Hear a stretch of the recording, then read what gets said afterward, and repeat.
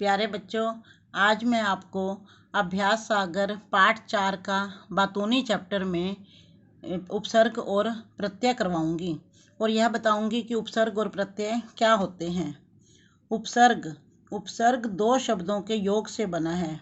उप धन सर्ग। उप का अर्थ है निकट या पास और सर्ग का अर्थ है निर्माण करना, अर्थात पास में बैठकर दूसरा नया शब्द बनाना। शब्दों के पहले जुड़कर जो नया शब्द है रच पा जाते, भाषा में शब्दांश वही तो उपसर्ग नाम से जाने जाते, अर्थात वे शब्दांश जो किसी शब्द के प्रारंभ में जुड़कर उसके अर्थ में विशेषता या परिवर्तन ला दें, वे उपसर्ग कहलाते हैं। जैसे संयोग, समधन, योग, यह मूल शब्द इसमें योग है और सम उपसर्ग लगकर यह शब्द बन जाता है संयोग। प्रत्यय भी दो शब्दों के योग से बना है। प्रतिधन, अय। प्रति का अर्थ है साथ में पर बाद में और अय का अर्थ है चलने वाला या लगने वाला। इस प्रकार शब्दों के साथ में या बाद में लगने वाला शब्द प्रत्यय कहलाता है। शब्दों के जो अंत में जुड़कर नया शब्द है रच जाते, भाषा में शब्दांश वही तो प्रत्यय नाम से जाने जाते, अर्थात वे शब्दांश जो किसी शब्द के अंत में लगकर उस शब्द के अर्थ में विशेषता या परिवर्तन उत्पन्न करते हैं, वे प्रत्यय कहलाते हैं। जैसे मीठा धन आस, मिठास। यहाँ पे जो शब्द है मिठास, उसमें मीठा क्या है प्रत्यय और आस इसमें मीठा इसमें आस प्रत्यय है और मीठा मूल शब्द है। मूल शब्द में प्रत्यय लगकर नया शब्द मिठास बना है। अब मैं आपको कुछ और शब्द बताऊंगी। ये वाक्य देखिए। इन वाक्यों में सहर्ष, संयोग, विभाग, अधिकार और सज्जन, ये कुछ शब्द हैं, मोटे काले शब्द हैं। इनमें मूल शब्द एवं प्रत्यय को अलग करके लिखना है।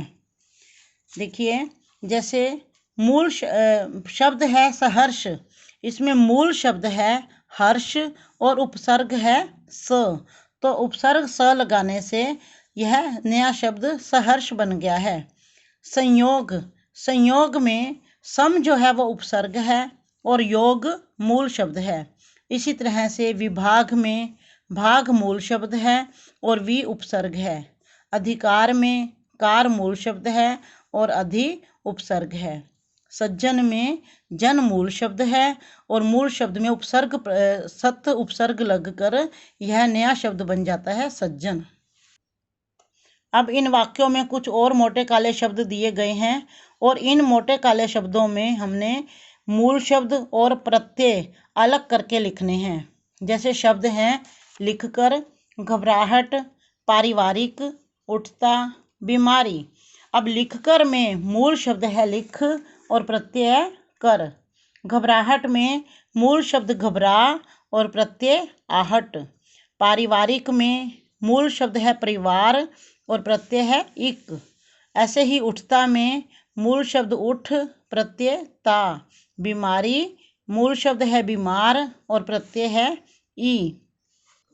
उपसर्ग की परिभाषा है वे शब्दांश जो किसी शब्द के पूर्व में लगकर यानी कि आदि में लगकर, पहले लगकर उस शब्द के अर्थ में विशेषता अथवा परिवर्तन उत्पन्न करते हैं, उन्हें उपसर्ग कहते हैं।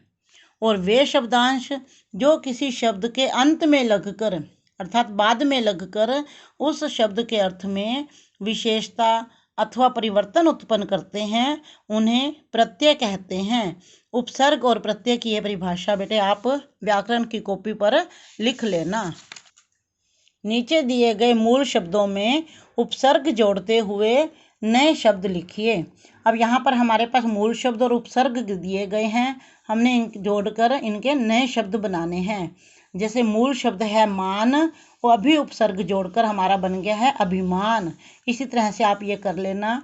अब यहाँ पर ऐसे ही मूल शब्द और प्रत्यय दिए गए हैं और उसमें हमने इन दोनों को जोड़कर हमने नए शब्द बनाने हैं। जैसे खिल में अगर हम ओना प्रत्यय लगाते हैं तो ये बन जाएगा खिलौना।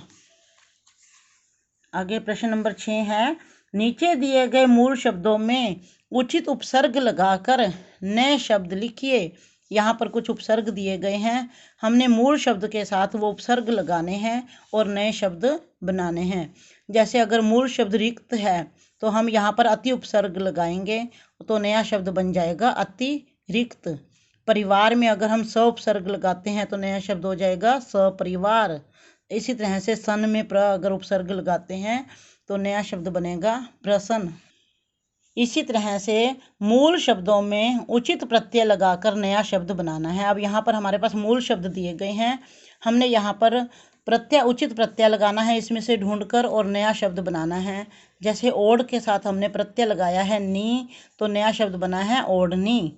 दिख धन आवा दिखावा, सांप धन एरा सपेरा, बूढ़ा धन पा बुढ़ापा, मनुष्य धन ता मनुष्यता। इसी तरह से अब आगे है हमारे पास मूल शब्द दिए गए हैं, हमने यहाँ पर उपसर्ग लगाकर नया शब्द बनाना है। जैसे मूल शब्द है क्रम तो यहाँ पर हम उपसर्ग लगाएंगे प्रा तो नया शब्द बन गया पराक्रम। कूल में उपसर्ग लगा है अनु तो नया शब्द बन गया अनुकूल।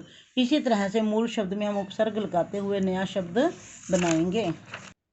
अब इन शब्दों में उचित प्रत्यय लगाकर नए शब्द लिखने हैं। हमारे पास मूल शब्द दिए गए हैं, जैसे चट तो इसमें प्रत्यय लगाएंगे हम आई तो नया शब्द बन जाएगा चटाई। झाड़ धन ऊ झाड़ू, सजा में अगर हम आवट प्रत्यय लगाते हैं तो ये नया शब्द बनेगा सजावट। हंस में अगर हम ई प्रत्यय लगाते हैं तो नया शब्द बनेगा हंसी। मोटा में अगर हम आपा प्रत्यय लगाते हैं तो नया शब्द बनेगा मोटापा। इस तरह से नीचे देखिए, नीचे दिए गए शब्दों में इक प्रत्यय लगाकर उदाहरण के अनुसार नए शब्द लिखिए। अगर हम अ या आ में इक प्रत्यय लगाते हैं तो पहले के वर्ण को देखना पड़ता है कि मूल शब्द में कि उसमें कौन सा स्वर लगा हुआ है।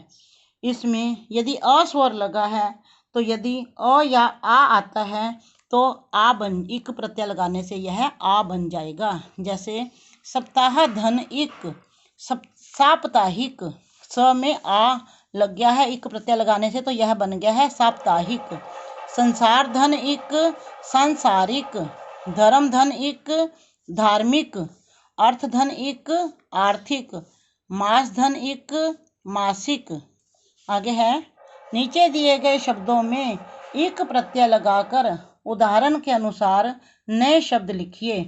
अब ई और ई में अगर हम इक प्रत्यय लगाते हैं तो वह ए बन जाएगा। जैसे जीव धन इक जैविक, नीति धन इक नैतिक, शिक्षा धन इक शैक्षिक, विचार धन इक वैचारिक, विज्ञान धन इक वैज्ञानिक। आगे है, मूल शब्दों में उपसर्ग एवं प्रत्यय लगाकर नए शब्द लिखिए। अब यहाँ पर मूल शब्द दिए गए हैं, इसमें हमने उपसर्ग भी लगाना है और प्रत्यय भी लगाना है।